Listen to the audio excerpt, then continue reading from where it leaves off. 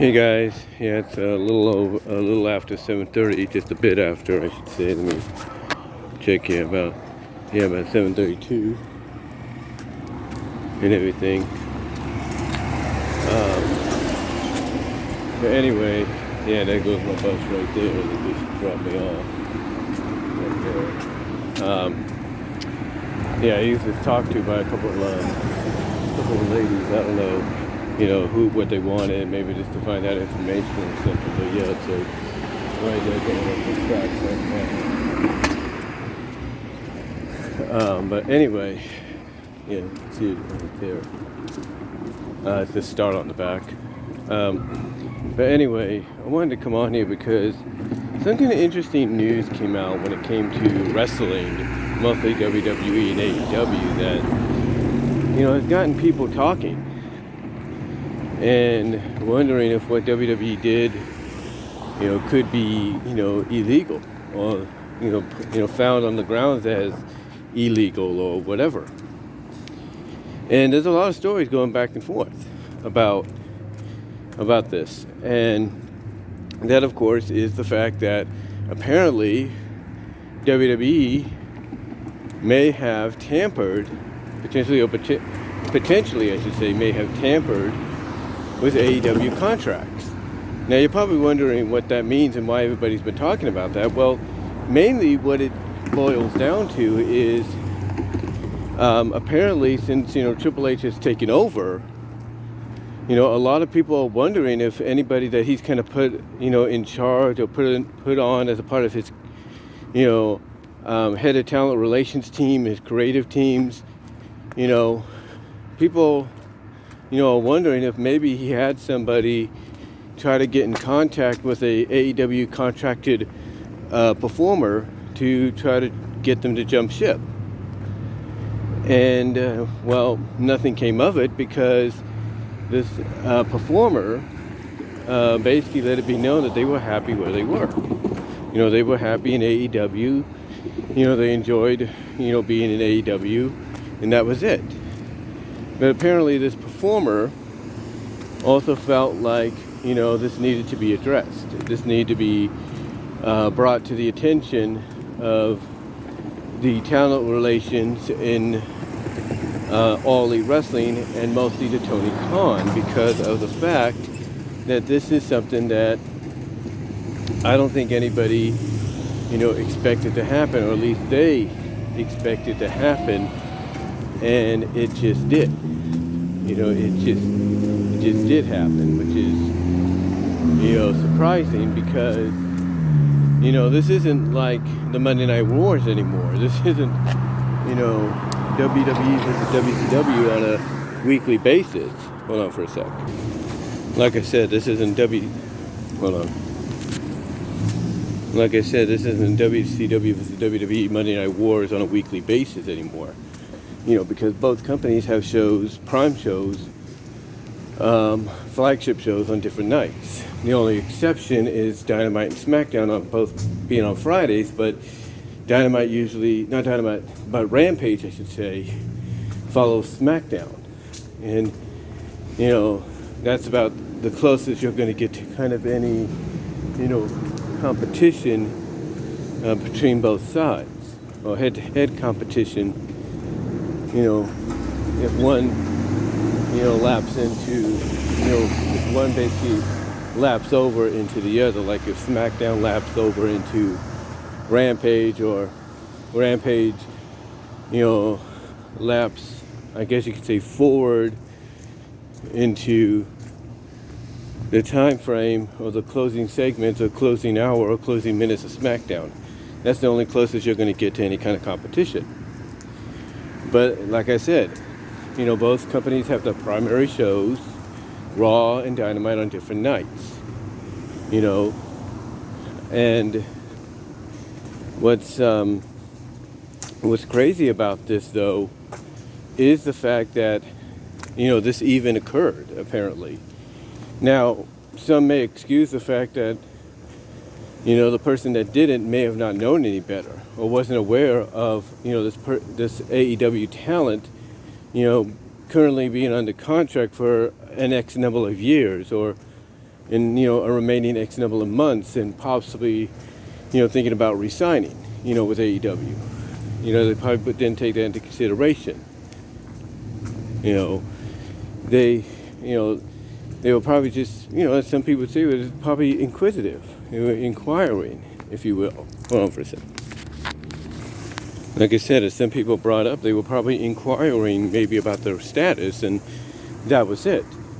But apparently the star, like I said, the performer felt that it was, noticeable enough and probably bothered them enough to the point that they had to let AEW, head of talent relations themselves and Tony Khan himself know about the situation.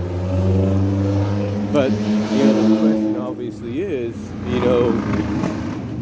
is it in violation of tamperness? Is it kind of like, I guess you could say, what's the word I'm looking for? Is it basically is it looked at as a legal means in violation of tampering contractually with another performer or another company's performer? And, we don't know. It could be, it could not be, we don't know. How it could be viewed or anything like that. But apparently, it did happen. Now, some might say that if the so-called tampering is just an inquiring by, someone at WWE that works for Triple H, just wondering about the status, and there's nothing really wrong with that. You're just curious. You just want to know, okay, how long do you have on your contract until potentially we could do some talking and see maybe if we can get you to come back over. There's nothing wrong with inquiring. But apparently if there's any tampering as, maybe trying to get the person to, get out of basically try to get the person out of the contract to get them back over, then that could be looked at as terms of violation of tampering. You're basically trying to get somebody out of the current contract, legally or illegally or by any means, necessary, I guess, just to bring them back. Now, there's been speculation as to who this could have been. There's speculation that it could have been Shane Strickland, who was Isaiah Swerve Scott in WWE NXT. The speculation it could have been Shane Strickland. There's talk, I think, that they speculated could be maybe Andrade or Miro, one of those two. That could be any one of them. It could be somebody that just got signed, to the company, but is yet to debut.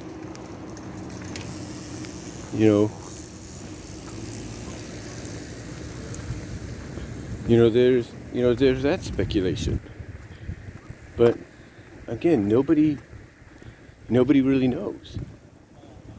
All they know basically is apparently there was some kind of I guess you could say back and forth that could be on the verge, could be looked at as being on the verge of tampering, or potential alleged tampering between both sides. And the thing that blew this up is, again, the alleged star, again, nobody knows who it is, performer, telling the head of talent relations at AEW and Tony Khan that basically this happened. And, people, and this is something that has wrestling fans wondering back and forth, was this illegal or legal for WWE to do? Because again, like I said, if it was just an inquiring of the status and then leaving it at that, then fine. Or, if it was a way to try to find a legal means, on their side to try to get said performer out of their current contract, then, even though, that person could potentially be a champion or whatever, then yeah, that could be looked at as a tampering because you're trying to get somebody back over to your side where they're currently signed contractually to your competition. Now, like I said, people have assumed many different names potentially, as the individuals that got reached out to. Again, Shane Strickland, formerly Isaiah Scott, is looked at as a top name because of the fact that, ironically, Hit Row came back. And Shane Strickland was part of Hit Row when they first initially were in NXT and then initially called up before that whole thing went, belly up. So some people assume it was him, but we don't know. We don't know. Some could assume it's Keith Lee. We don't know. We really don't know. But yeah, it's kind of a strange time right now in wrestling, because now apparently not only are things getting more competitive and more wrestling based in both companies, with both companies firing all cylinders, but now it seems like it's kind of going outside of what you see in the ring, in more on messing potentially and tampering potentially with other people's current contract status within different companies. But it's just a wait and see moment. If anything else comes out of it, fine. If not, then hey, if we don't hear anymore, like I said, then all it really was just an inquiring, and that's it. But what do you guys think? What are your thoughts on this coming out? What do you think WWE's true intentions were? How do you think AEW reacted respectfully towards it, or what? Do you think it was more of an inquiry or less of a tampering? What are your thoughts? Let me know down below in the comments, and I will talk to y'all later.